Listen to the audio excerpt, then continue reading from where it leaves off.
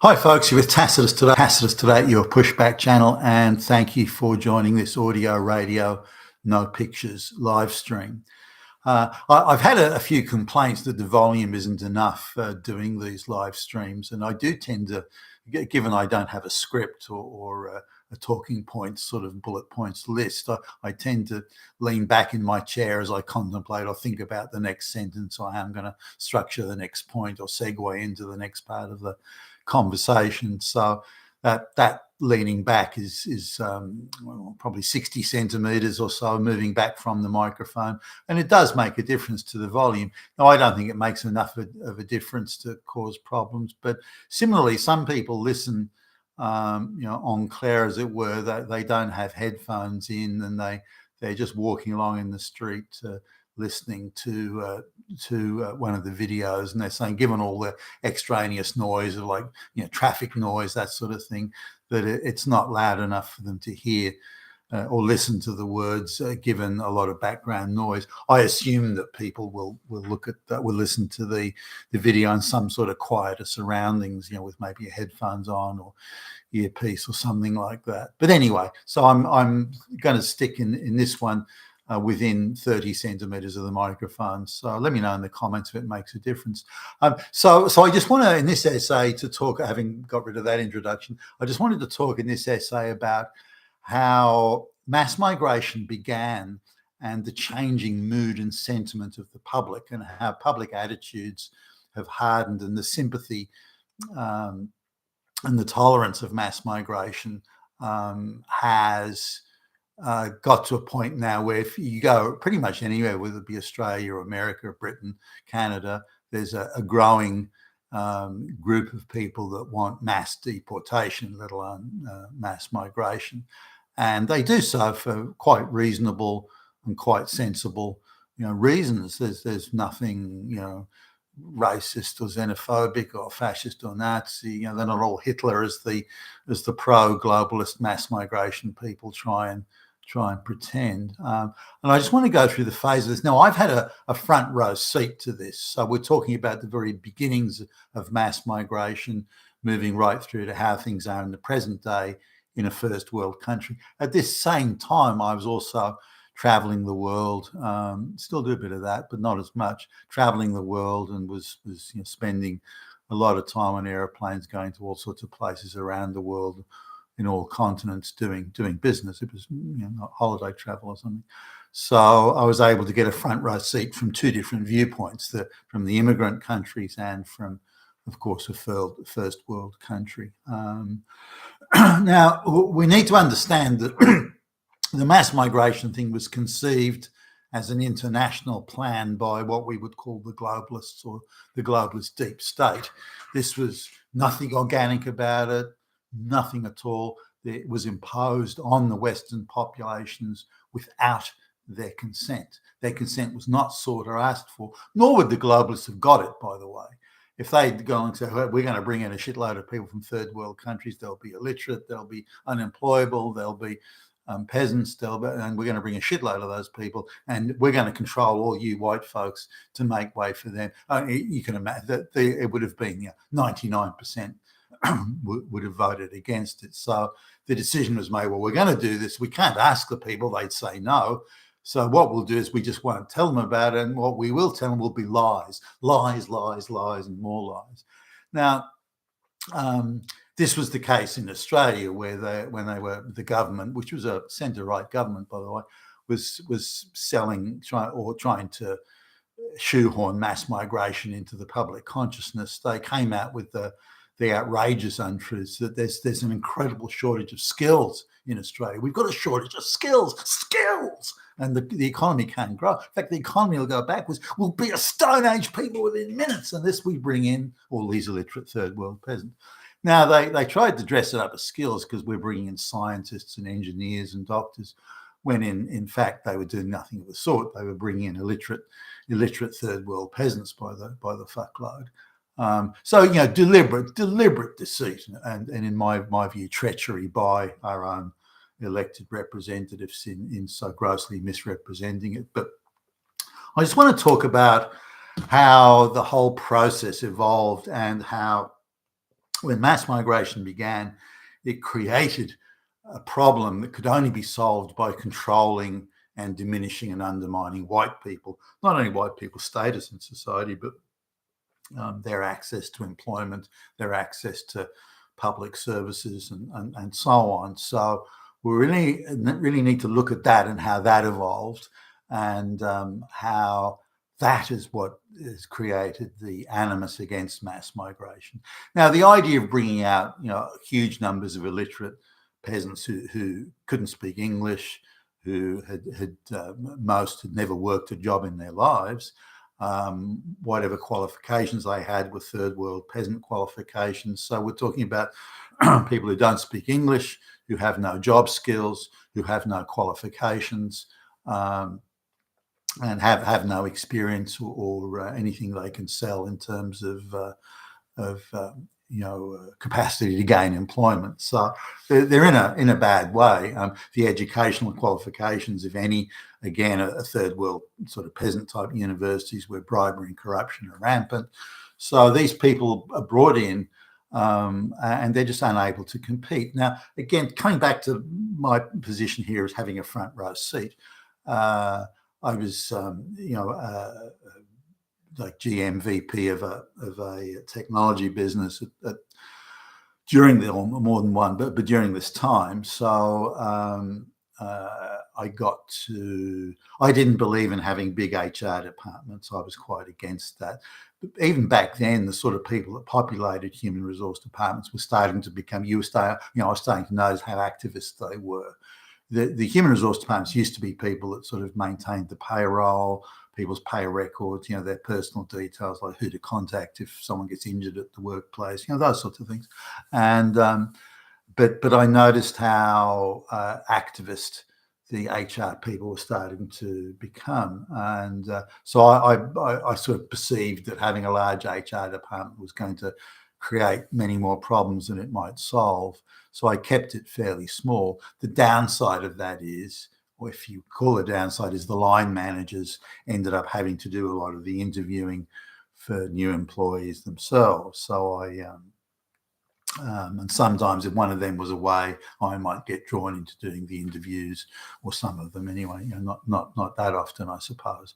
But there was we say we'd advertise at the time. We'd advertise a job for, I don't know, a technical sales representative, or a field sales technician, or a R&D engineer, or those sorts of jobs.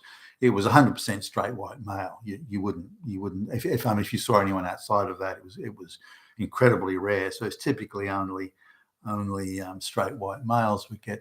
Now this was say early to mid 1990s. That's sort of now quite quickly it started to change. So by the late 1990s, which is when the mass migration kicked off, and it seemed to kick off quite quickly. Far quicker than the government was letting us know.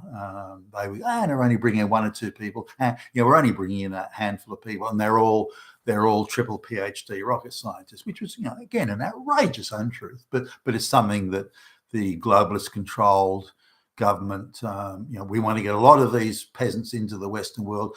We're not going to ask the consent of the white population, and we're just going to lie to them. We're just going to, come out with a barrage of untruths in order to bring it in under the radar. But I saw it straight away. So putting out an advert for, there was one for a coordinator for making deliveries, allocating technicians to do repair jobs, things like that sort of job. And we put out an advert for that, and I was surprised that a good proportion, maybe not quite half, but certainly a good proportion, was people who were brown and black, and this sort of, at the time, it intrigued me, and so I got a little bit closer to have a look, and some people were scheduled for interviews when whoever was going to do the interview wasn't there or couldn't do it or something like that. So I thought, I'll do that. And again, part of it being my wider sociological interest in it here. I remember sitting down with a Chinese lady. Now she as Chinese go, she was relatively sophisticated. She wasn't just the illiterate rural peasant. She was more than that. But her English was so bad. Now, I spoke pretty decent Chinese, so we kind of could work through it. But her English was, you could barely understand it. And she had qualifications in something or other that weren't recognised in Australia anyway. And I would suspect her family, given that the connections they had, would have bribed a lecturer to give her that diploma. So she arrives in Australia, and she'd be, I don't know, mid-20s, I suppose, mid to late 20s, looking and behaving very Chinese, walking very Chinese, dressing very Chinese, sort of thing. So very Chinese haircut, and she has got no job experience, no job qualification, no qualifications or certifications that are relevant, can barely speak English. And so she's sitting there. Now she's earnest enough, and she wants a job. I get all that. But she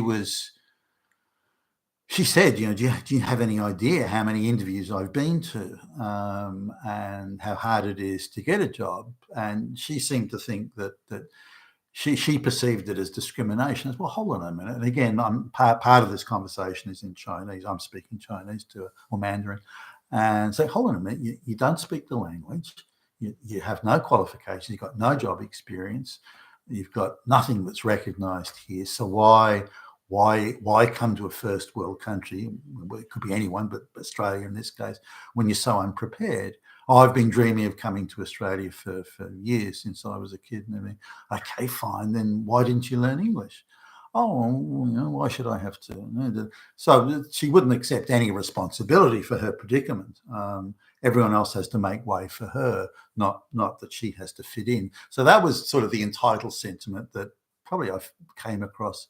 One of the first examples of coming across it in the earlier days of mass migration. And then there was a black lady who, her English was probably a little bit better than the Chinese lady, but she was an illiterate peasant in effect, and she was laughing about how easy it was to game the system, and as if that would endear her to me as a potential employer.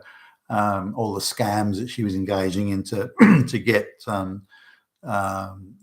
various government benefits and handouts and so on. And she's got an affirmative action pass to go to university to study, like, I don't know, business or something. And she was laughing at that. So I don't have to pass. All I have to do is shout racism. You better give me my degree, otherwise I'm going to accuse you of being racist. And suddenly all these white people fall around giving me everything I want. She thought that was funny. You people are really weak. You're really stupid. And you really, why shouldn't I exploit that level of stupidity? Was her view. I mean, needless to say, she didn't get the job, but her candor sort of certainly opened my eyes to certain things. But she came to the position, well, you're so weak and stupid, you should give me a job. And I was rather surprised when I didn't give her one. You can maybe intimidate government employees like that, but it's not going to work here, baby. Now this one, there was also Indians. Now, yes, I mean, an Indian woman wanted to come along for the job, and her I was heavily accented, but her English wasn't so bad. And like most sort of people that are in that upper echelon of the middle class, she'd worked for her family business, and the family business had a local monopoly. I think in her case it was or some sort of distribution of some vegetables or something like that. And so if anybody who wanted to buy, I don't know, whatever the vegetable was, potatoes or something, anyone that wanted to buy potatoes in that district or region had to go there. So the idea that it was an actual business rather than some sort of monopoly, and her family pays a bribe to someone up the chain, and that sort of stuff. And so she got some bullshit degree from some corrupt, rural third world university that didn't mean shit. So she'd never actually had a job. Sure, she turned up at the family business and swanned around in designer label clothes, but other than, she never actually done anything. And so, but she arrived for the interview with the entire fucking village in tow. So there's suddenly all these Indians in the, in the, in the lobby and in the foyer and around the reception area. I hear this commotion. Okay, what's going on? I'm looking sort of rather perplexed, and she gives her name, and she's here for the interview. I thought, who are all these people? Oh, they're my wider family and third cousins. And why are they all coming? What are they all doing here? Oh, well, sort of they're providing moral support to me, and they're showing that. So in India, you bring along some wider family. It just shows what a player in the game you are. I mean, I can bring all these people along to interview. That just shows you, that demonstrates to you I'm a person of consequence. So they've got no idea it has the opposite effect in Australia. But again, I'm sitting down. None of these people can compete with the white people. Even a sort of a working class girl from from the who was, well, maybe not brought up in the housing projects, but a working class girl from a very working class suburb who's just got her third or fourth tier technical college diploma in business or in administration and so on. She is better qualified. She speaks English. She's got recognised qualifications. Has real job experience. So whereas she's on the bottom of the rung in the overall scheme of things, or certainly lower down, the white girl, the local white girl, she's still way better qualified. She will easily get the job over all of those other third world people that have come to Australia in the mass migration. So I got to see the poor quality, the low quality of these people when they're coming in. They just couldn't compete for jobs. They just couldn't. Now I'm sure there were some, and the public service was took a broader view of things and would give them jobs. And now I'm sure there were some, and the public service was took a broader view of things and would give them jobs. And the public service, of course, had the option of creating extra jobs to give to these people rather than putting them in necessary jobs. But the private businesses didn't have that luxury. We didn't. Well, at the time, we had some government business, but not a lot. Most of it was other private sector firms that we did business with. So we were much less. At the time, I think we came under the threshold of how many employees you had to have before you started to institute policies for employing minorities. But nonetheless, that wasn't really an issue at the time. But it became so. And now what Western governments were saying, well, these people we're bringing in, these mass migrants, they can't speak English, they've got no qualifications, they've got no work experience, they just cannot compete for jobs. Hey, I know what we'll do. We'll make it illegal not to hire them. How about that? So this is where the problems are starting to come in, because now the government is, through legislation and threats of all sorts, is saying if you don't employ these people, these unqualified people that don't speak English and have no job, if you don't employ them, then you're committing some act of racism. So this is where the race gender quota stuff started coming in. And and then not only were the quotas starting to be pushed around, but the government started to say that, as they were doing in America already, that if you don't have a certain amount or number of minorities in your company, on your payroll, you can't bid for government business. So you can't get government contracts unless you've got a certain number of illiterate third world peasants on your payroll. So what businesses began to do, business typically bigger than the one I was in, would say, all right, well, let's just create 50 jobs or 20 jobs for these people because they can't do any meaningful, useful work because they've got no concept of work in the Western sense. Let's just create these jobs, sit them in desks, put them in the corner, and they can just stare out the window all day. But we'll have ticked all the boxes on the form. Now, that was started to get pushed around or put around quite substantially, and I started to get calls from government departments. Probably around this time when they would say, why we'd like to come out and tell you why you're a Nazi if you don't employ, black lesbians, that sort of comment. And I just point blank refused to accept that sort of intimidation. Well, it began when we had a temp receptionist, and it turns out she was a radical activist. I wonder how much of this was set up actually in concert with the labour hire firm she came through.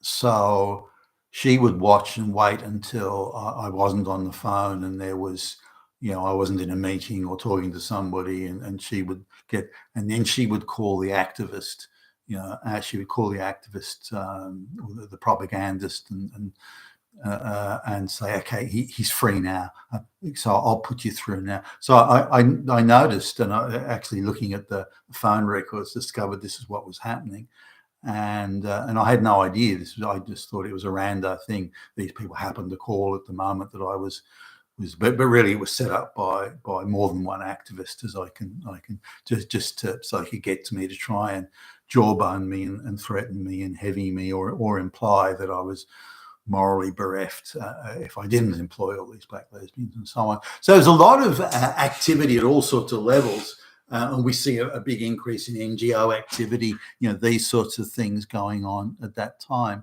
Now, this only increased. So once they've got race and gender quotas for hiring, and this was just overall sort of employee numbers, then they started saying, well, no, you have to put the senior jobs in there. Why aren't there more black lesbian engineers, for example? This sort of thing. And so it went through in senior management jobs, as board of directors. Why doesn't the board of directors have more illiterate third world peasants? And on it went. And so the bar was substantially lowered, so that if you were a minority, you didn't have to be actually qualified to do the job. And it was almost got to a point and where it is today, where it's close to irrelevant. Whereas if you're a white person, you still have to meet, particularly a straight white male, you still have to meet a very high bar. In fact, it's gone the opposite way, where HR operatives, mostly middle class white women, are rigorously, brutally doing reference checking white people, straight white males, so they can find anything that they can use to disqualify the qualified straight white males, which will make an easier time for them to give the job to an unqualified minority. Now, what we're seeing here is a couple of things, I guess, that white people are being tightly controlled. So you can't complain, you can't ask questions. So you white people have to be controlled. You must stand aside and allow us to force feed these illiterate third world peasants into your community. And if you say anything about it, you're a racist, xenophobe, Nazi, quite possibly Hitler. So we see this increasing level of control of white people, denunciation. If you don't like it, you're Hitler, or all that sort of stuff, whether it be through the media and government and also human resource departments, diversity officers, all accusing you of being Nazi, the education system, and so on. But it means that white people, qualified, capable white people, must stand back, must stand aside, and be pushed aside, and allow unqualified third world people to take the job, to get the promotion, to get the pay rise, and to be given prestigious roles purely on the basis of race rather than any form of merit. But this is because these people couldn't compete for jobs, and they can't, in a competitive marketplace, that you can't bring in an illiterate third world peasant and expect them to compete. And I think this was always known. I mean, you don't need to be very bright to say, hold on a minute, an illiterate third world peasant who's never worked, who has no qualifications, who can't speak the language, and we're going to bring in, millions of these people. How are they going to fit in? What are they going to do? Well, no, I know what we'll do. We'll just suppress white people. We'll push white people out of the way so these illiterate peasants can be given so that was always, I think, this idea. So it was always going to be a problem that had to be, the cost of which had to be pushed on to the white populace. It was always going to be that way. And I think that the globalists knew that from the beginning, and it was all part of the crush white society and destroy white social cohesion, these sorts of things. Because the accusation, everyone's a Nazi that doesn't agree with or questions mass migration, that sort of really took off and has only gained further prevalence since then. So this is what's happened. That the mass migration was not a solution to anything. It wasn't a skills thing. It was bullshit. It was always a globalist, World Economic Forum initiative or scam, and it was always going to be delivered at the cost of white. So white people now have access to fewer public resources that they and their taxes pay for, fewer public resources, access to fewer jobs, access to fewer promotions, access to fewer pay rises, because they must be forced to stand aside and make way for much less qualified, less capable people. Now, again, I saw this unfolding in real time and saw how unqualified these migrants were and how unable they were to gain employment on any form of merit. And so merit just had to be removed. Merit has to go in this sort of situation, as deemed by Western governments who are controlled by the globalist machine. So merit had to go, and quotas had to make way. Now, it's interesting, though, talking to people that supposedly support mass migration and quotas and affirmative action, all this sort of stuff, because when you say, well, why don't you give up your job for an illiterate third world person?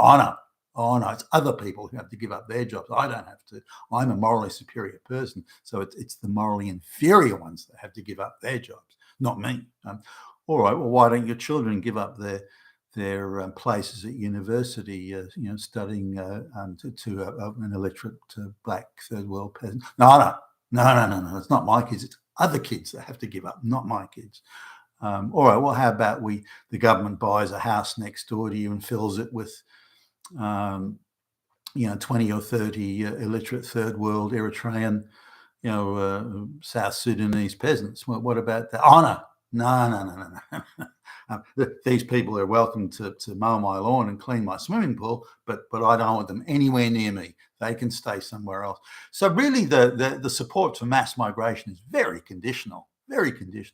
And you could say that, these are the ones that are quite racist. They want nothing to do with these people as long as they're someone else's problem. And this is what the real essence of the mass migration is. It just moves, it creates a problem and then just moves it around. Now, the people that are having to bear the consequences of this problem are the ones that are opposing mass migration and wanting repatriation, and for the mass migrants that fit in and speak the language and this and and have got skills, and no one's got a problem with them. No one ever had a problem with them.